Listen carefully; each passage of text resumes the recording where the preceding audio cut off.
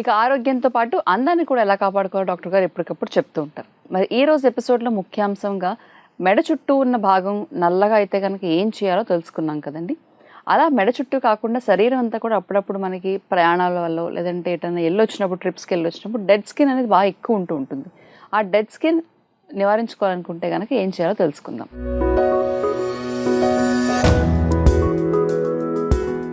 Doctor గారు, మరి అప్పుడప్పుడు మనకి ఏదైనా ట్రిప్స్కి వెళ్ళి వచ్చినప్పుడు లేదంటే ఏదైనా యాత్రలకు వెళ్ళి వచ్చినా డెడ్ స్కిన్ అనేది ఒక లేయర్ లాగా ఫామ్ అయిపోతూ ఉంటుంది. అవునమ్మా. అలాంటప్పుడు మనం ఏం చిట్కా పాటిస్తే బాగుంటుంది? పంచదారను వైట్ పాయిజన్ అంటారు, లోపలికి వాడొద్దు, మానేయండి అని చెప్తాం. కానీ బాహ్యంగా వాడుకోవడానికి మాత్రం ఉపయోగించుకుంటే పర్లేదు.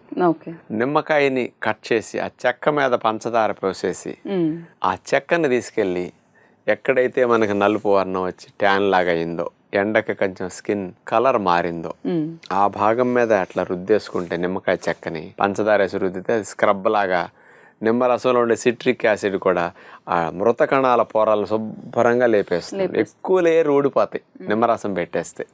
చర్మం ఏమి హాని జరగదండి. ఆ మృత కణాల లేయర్స్ తీసేస్తే లోపల ఉన్న ఒరిజినల్ కలర్స్ అన్ని మంచిగా సాధారణ బట్టల కింద భాగం వల్ల వచ్చేస్తాయి అనమాట. ఇట్లా మీరు క్లీన్ చేసుకోవటం అనేది సైడ్ ఎఫెక్ట్ లేని మార్గం అనమాట.